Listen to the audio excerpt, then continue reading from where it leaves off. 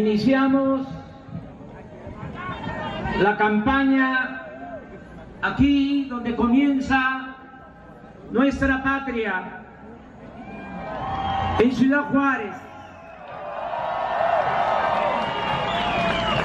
Iniciamos aquí la campaña como homenaje a este legendario Paso del Norte, donde se refugió y resistió Juárez y su gabinete en los tiempos de la lucha contra los conservadores y la invasión francesa. Medio siglo después, en mayo de 1911, aquí también tuvo lugar la batalla decisiva en la cual los revolucionarios, encabezados por Francisco I. Madero, con el apoyo militar de Pascual Orozco y Francisco Villa, derrotaron al ejército federal para propiciar la caída del régimen dictatorial porfirista. De modo que Ciudad Juárez, antes Paso del Norte, ha sido testigo de hechos históricos trascendentes y punto de partida de importantes transformaciones. Por eso decidimos iniciar nuestra campaña aquí en este sitio, por demás emblemático, aquí al pie de la estatua del mejor presidente que ha habido en la historia de nuestro país, Benito Juárez García.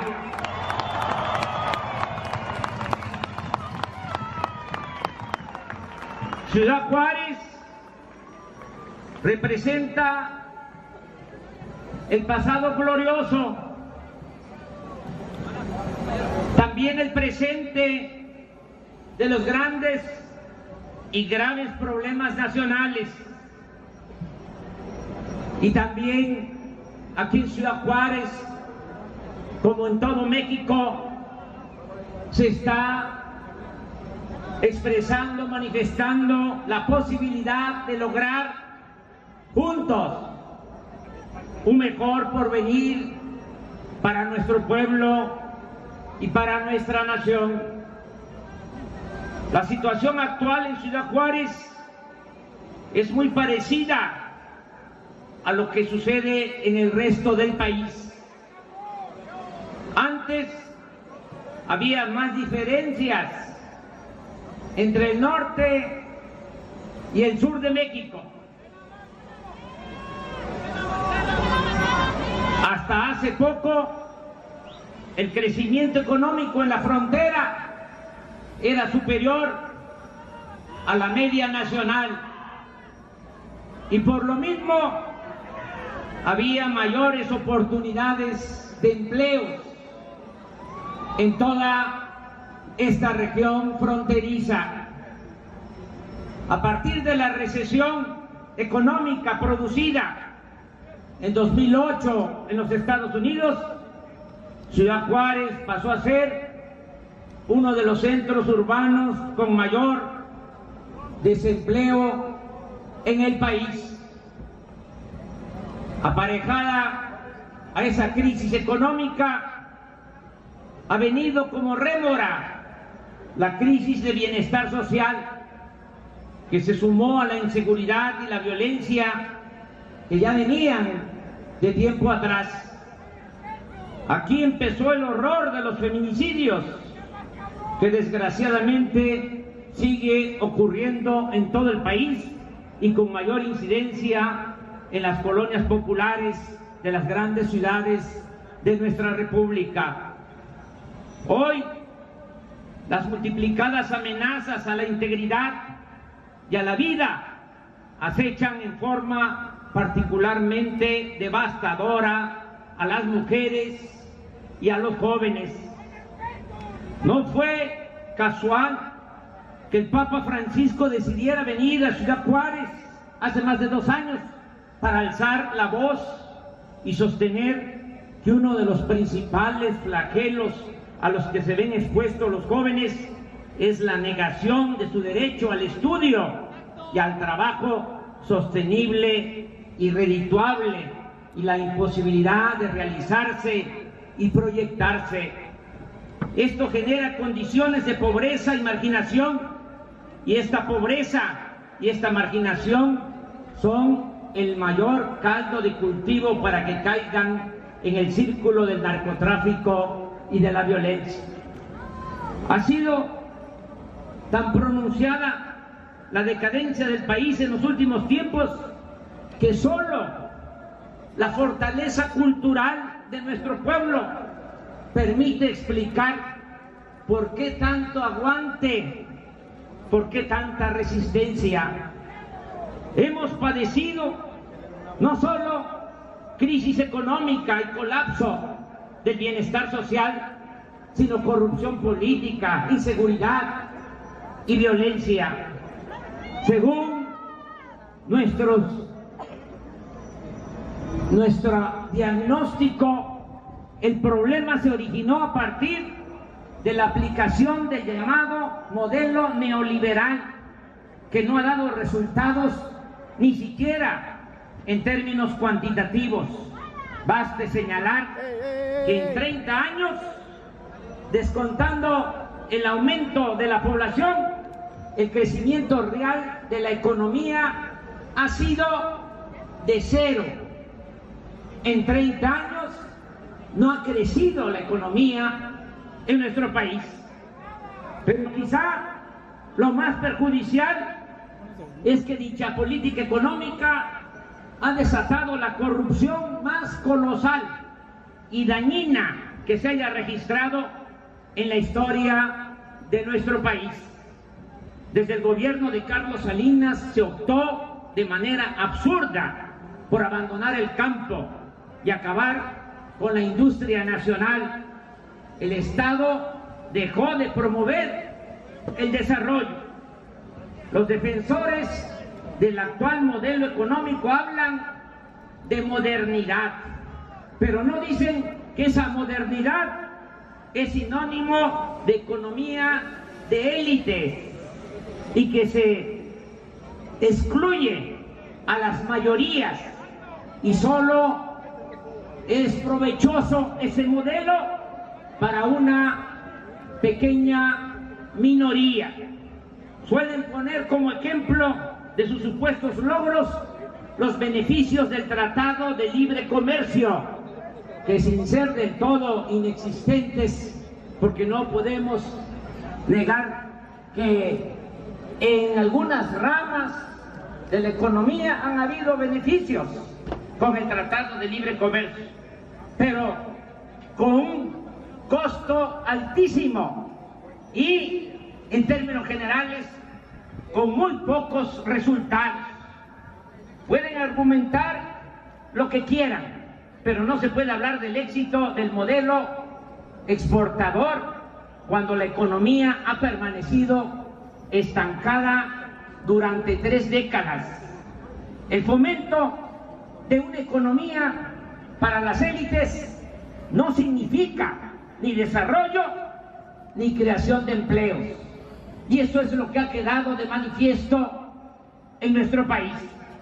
En otras palabras, si fuera cierto que el Tratado de Libre Comercio de América del Norte solo beneficia a México, nuestra economía no permanecería estancada ni habría migración.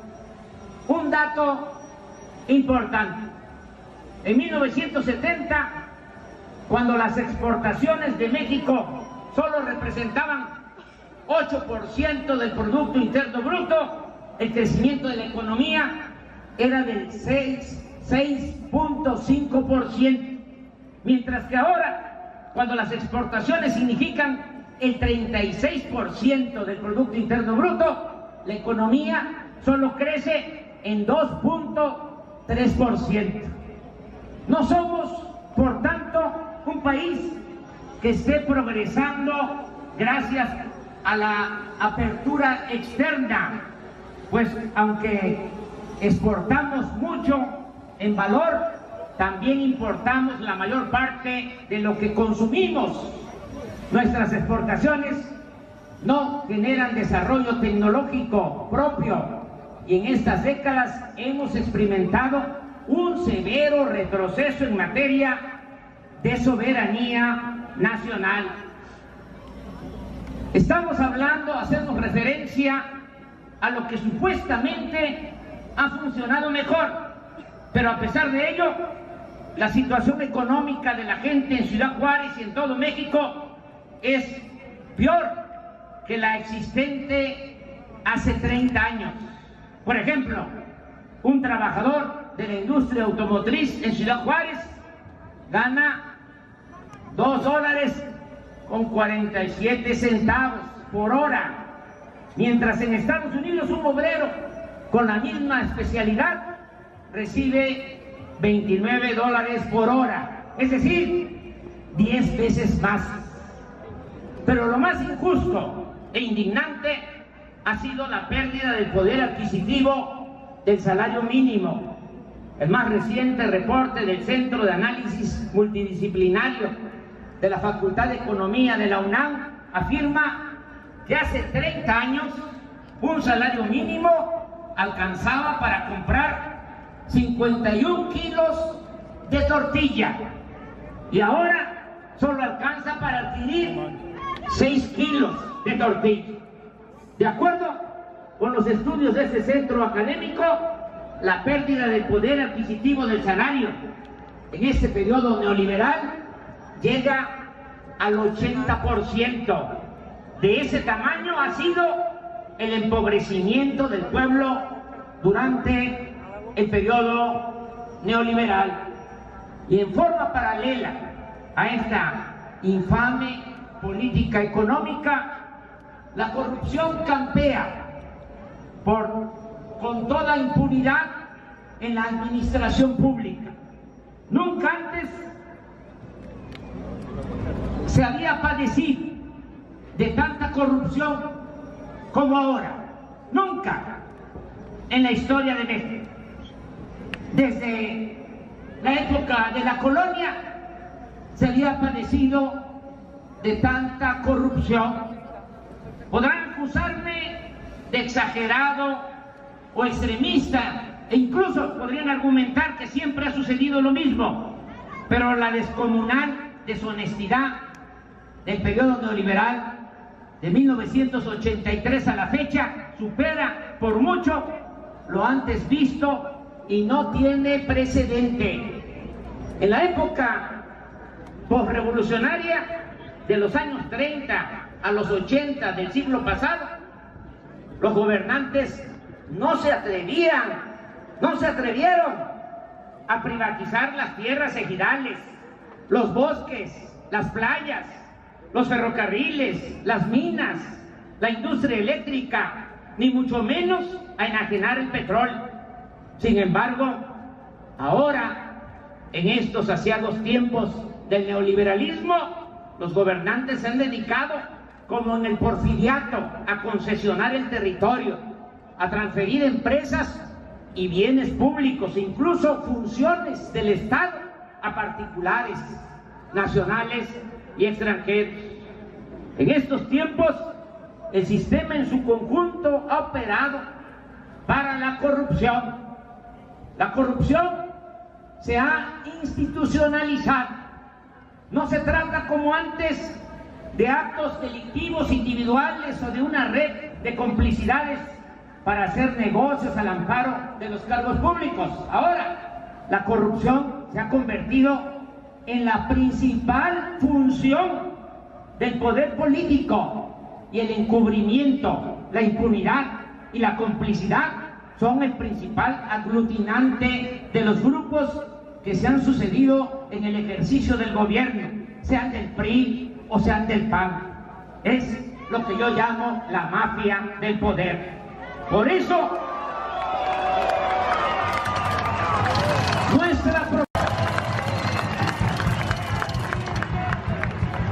hace relativamente poco, un migrante poblano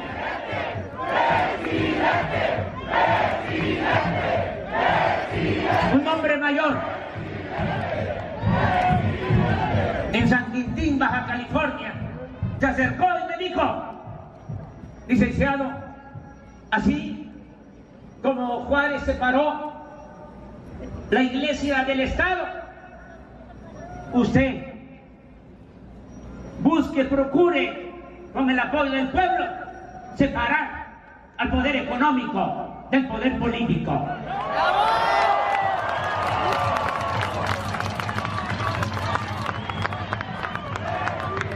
Esa es la nueva reforma. Que el gobierno deje de ser un comité al servicio de una minoría rapaz. Que el gobierno represente a todas y a todos, a pobres y a ricos, a mayorías y minorías, a creyentes y a no creyentes, a pobladores del campo y de la ciudad, a mexicanos de todas las clases sociales, de todas las preferencias sexuales y de todas las culturas.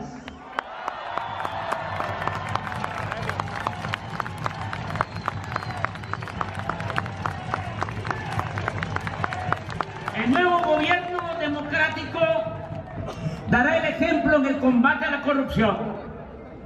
Los servidores públicos serán mujeres y hombres de inobjetable honestidad. Ninguna persona con antecedentes de enriquecimiento ilícito será invitada a participar en la función pública.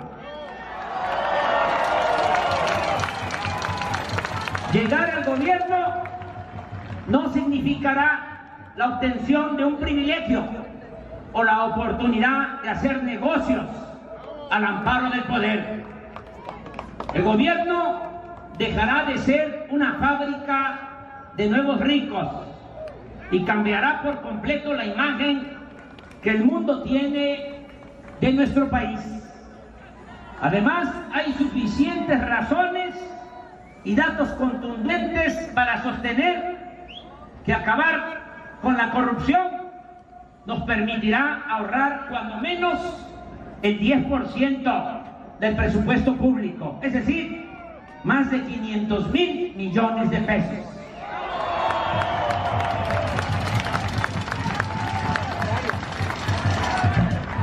La fórmula que proponemos consiste en acabar con la corrupción para ahorrar esos 500,000 millones de pesos y también cortar el copete de privilegios que hay en el gobierno.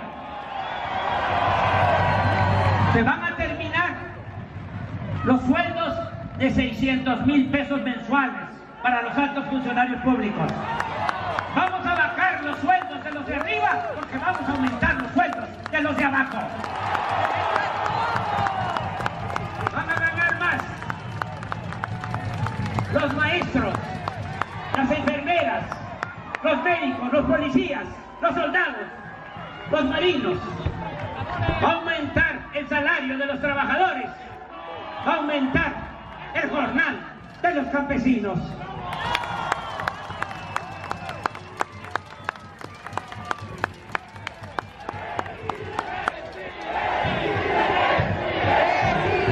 La fórmula consiste en acabar con la corrupción, acabar con la impunidad,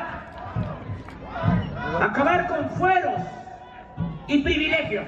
La primera iniciativa que voy a enviar al Congreso va a consistir en reformar el artículo 108 de la Constitución para que el presidente en funciones pueda ser juzgado por delitos de corrupción. Se acaba la impunidad, se acaban los privilegios.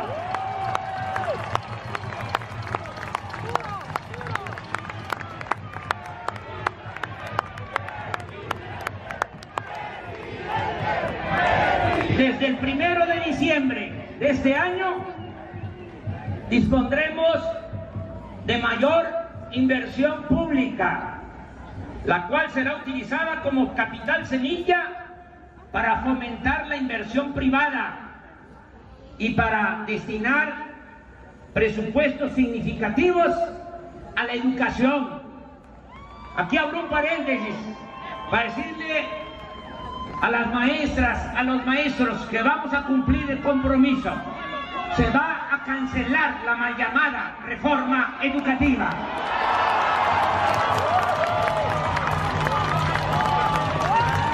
O para que nadie se vaya a espantar, lo voy a decir de otra manera, más suave. Nos vamos a poner de acuerdo con los maestros, con los padres de familia, vamos a elaborar un plan educativo para mejorar la calidad de la enseñanza sin afectar los derechos laborales de los maestros. Vamos a destinar presupuesto suficiente a la cultura, a la producción, a la creación de empleos. Vamos a destinar presupuesto suficiente para el fomento al campo. Vamos a rescatar al campo y a sus pobladores del abandono en que se encuentran.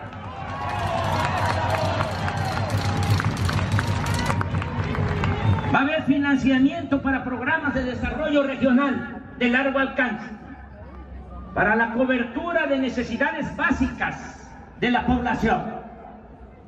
El ideal que tenemos, el sueño que tenemos, es que se establezca en el país un estado de bienestar, que el mexicano tenga seguridad, tenga protección, desde que nace hasta que muere, desde la cuna hasta la tumba.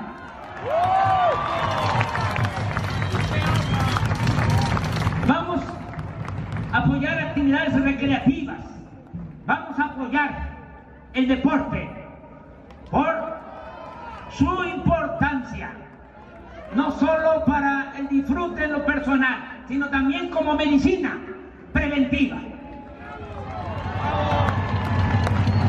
Y el deporte de alto rendimiento, deporte profesional.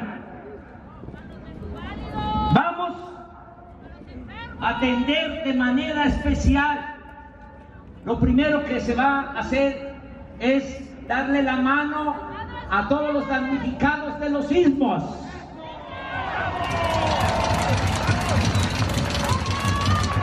Vamos a impulsar el desarrollo regional de sur a norte,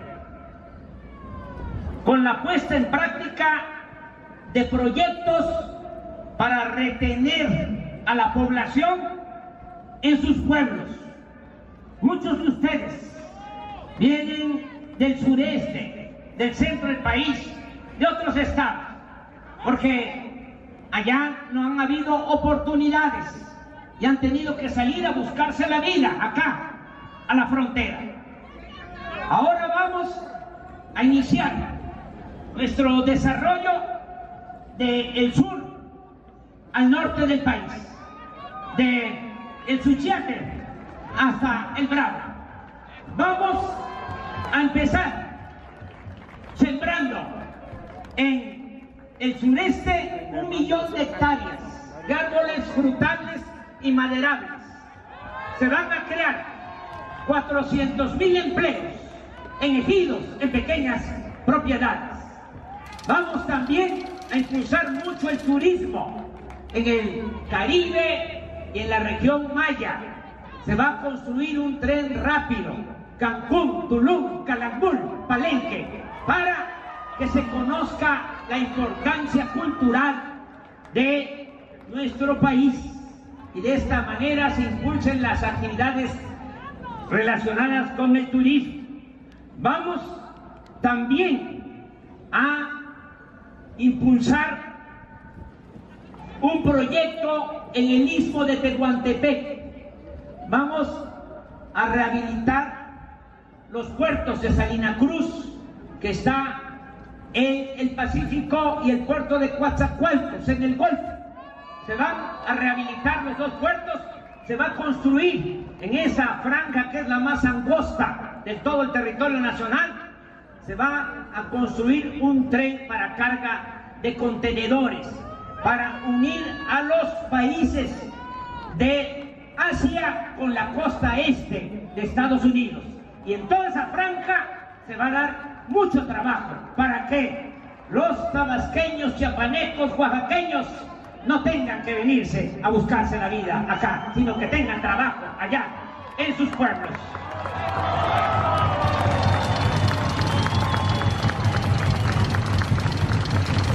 Vamos a construir 2 pistas en la base aérea militar de Santa Lucía para resolver el problema de la saturación del actual aeropuerto de la Ciudad de México.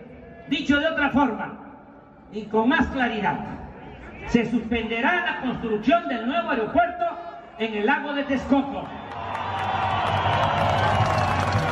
Y con ello ahorraremos más de 200,000 millones de pesos. Este proceso se llevará a cabo con estricto apego a la ley, buscando siempre el acuerdo con las compañías a las cuales se les han adjudicado contratos, garantizando el gobierno el pago a los bonos que se han emitido y protegiendo las inversiones de las AFORES. Es decir, se actuará con legalidad, se dará certidumbre y no se va a permitir la corrupción.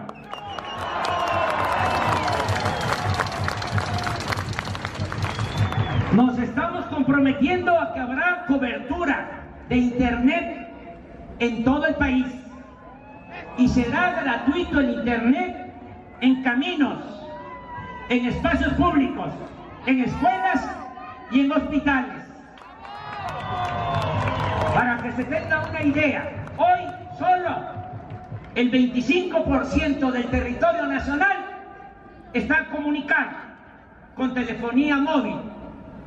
Solo en el 25% del territorio se puede uno comunicar por teléfono celular. El 75% del territorio de México no tiene comunicación. Vamos a resolver este problema.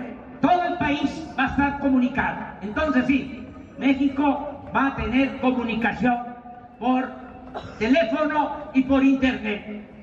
En todo el país también se fijarán precios de garantía para los productos del campo. Se le va a pagar bien al productor, no como ahora. El productor tiene que vender barato lo que produce y comprar caro todo lo que necesita. Vamos a pagarle bien a los productores para detener la migración y lograr la autosuficiencia alimentaria. La tendencia la puedo resumir en unas cuantas palabras. La política que se va a seguir será fortalecer el mercado interno, es decir, la economía nacional, y se va a producir en México lo que consumimos.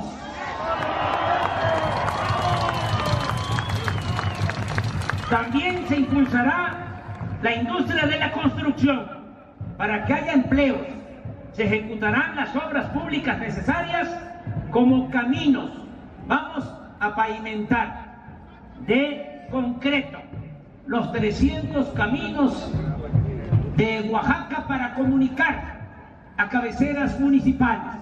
Este estado tiene 570 municipios y hay 300 municipios que tienen caminos de terracería. Van a ser pavimentados y no se va a hacer con maquinaria, se va a hacer con el uso intensivo de mano de obra para que la inversión quede en las comunidades, se paguen buenos salarios y al mismo tiempo se hagan estas obras que son en beneficio de los pueblos, de las comunidades. También vamos a construir hospitales, escuelas, vivienda, la introducción de servicios, el programa de transición de energías limpias y vamos a cuidar nuestro medio ambiente. El nuevo gobierno buscará la modernidad, pero desde abajo y para todos. Habrá un crecimiento crecimiento económico horizontal, es decir, en todo el país, no solo en pequeños islotes, como ha venido sucediendo en los últimos 30 años. Fomentaremos el desarrollo aquí en la frontera, a lo largo de los 3.185 kilómetros de frontera con Estados Unidos. Aquí se creará, a lo largo de los 3.000 kilómetros de frontera, una zona libre o franca para promover la inversión, el desarrollo productivo y tecnológico, así como la creación de empleo.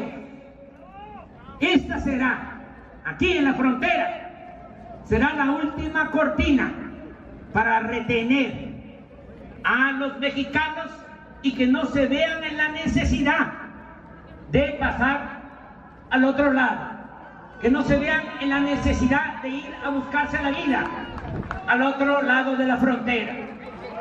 Aquí, en esta franja de 3.000 kilómetros por 20-30 kilómetros de ancho, de manera puntual, lo expreso así.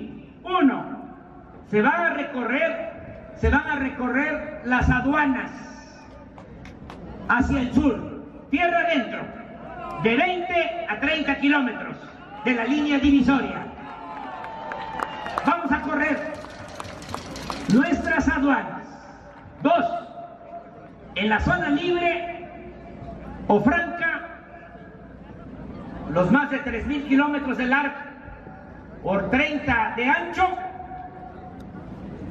se reducirá el impuesto sobre la renta a 20%.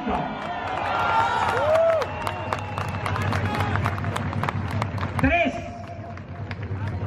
El impuesto al valor agregado, el IVA, será de 8%.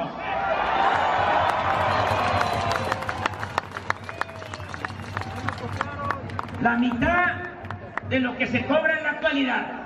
Qué bueno que ya nos están copiando.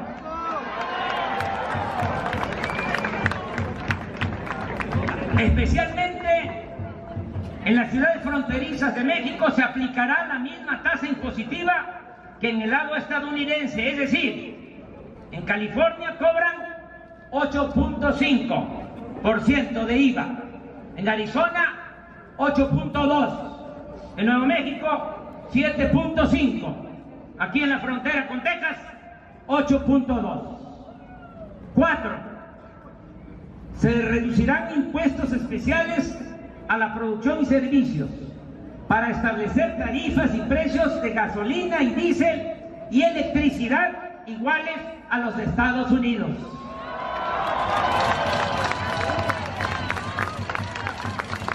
5. Desde el 1 de enero del año próximo, 2019, en toda la zona libre de la franja fronteriza, se aumentará el salario mínimo a cuando menos el doble de lo estipulado en la actualidad. Se trata de un asunto de justicia y sin riesgos de inflación, porque habrá, como lo hemos dicho, reducción de impuestos y de precios de energía, de tal manera que al subir el salario y bajar otros precios, el nivel general de precios quedará igual o incluso podría bajar. No es aumentar el salario sin tomar en consideración otros factores. Vamos a bajar los impuestos para que se aumente el salario y se reactive la economía en la franja fronteriza. 6. En todas las ciudades de esta zona libre fronteriza se llevará a cabo un plan de desarrollo urbano integral que incluirá el ordenamiento del uso del suelo. Se van a escriturar predios. Mucha gente está viviendo en sus casas desde hace mucho tiempo y no tienen papeles porque el gobierno no se ha decidido a regularizar su situación. Vamos a entregar escrituras públicas a todos los que no tienen ahora estos papeles. Se va a introducir agua potable, drenaje, pavimentación de calles. Va a haber construcción de viviendas, guarderías, unidades deportivas, espacios culturales, escuelas, hospitales y obras y servicios. Añado que en todo el país, desde luego aquí en Ciudad Juárez, desde finales de este año, iniciará el programa de los jóvenes, jóvenes construyendo el futuro. A todos los jóvenes se les va a garantizar el derecho al estudio y el derecho al trabajo. También hago el compromiso de que a finales de este año aumentará al doble la pensión a los adultos mayores. Y agrego, todos los discapacitados pobres tendrán también el derecho a una pensión, igual que la de los adultos mayores. Amigas y amigos, no vamos a descartar la posibilidad de convencer a Donald Trump de su equivocada política exterior y en particular de su despectiva actitud contra los mexicanos. Vamos a ser muy respetuosos del gobierno de Estados Unidos, pero vamos a exigir también respeto a los mexicanos. Ni México ni su pueblo va a ser piñata de ningún gobierno extranjero.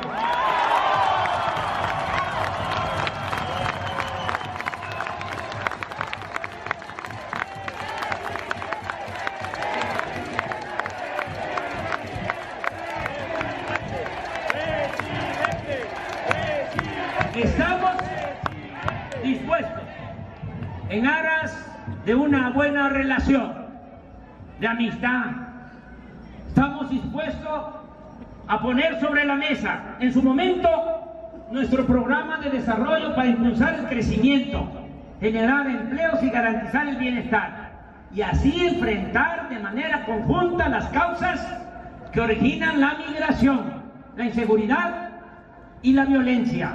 Reiteramos, que se oiga bien, que se oiga lejos, no es con muros ni con el uso de la fuerza como se resuelven los problemas sociales y los asuntos de seguridad. Esos problemas se resuelven con desarrollo y bienestar. La paz y la tranquilidad son frutos de la justicia. También expreso con toda claridad que no estamos en contra del Tratado de Libre Comercio con Estados Unidos y Canadá. Sin embargo, consideramos que sería conveniente que la firma de los nuevos acuerdos se realizara luego de las elecciones presidenciales del 1 de julio, para que haya equidad y se busquen consensos, no afectar a sectores productivos de México e incluir en esos acuerdos asuntos importantes como la definición de salarios y el tema migratorio. El nuevo gobierno democrático mantendrá siempre una actitud respetuosa hacia el gobierno de Estados Unidos, pero haremos valer nuestra autoridad soberana. Defenderemos el derecho de nuestros connacionales a ganarse la vida en cualquier lugar del mundo con su trabajo honrado. Adelanto que en poco tiempo los 50 consulados de México en Estados Unidos se convertirán en procuradurías para la defensa de nuestros paisanos migrantes.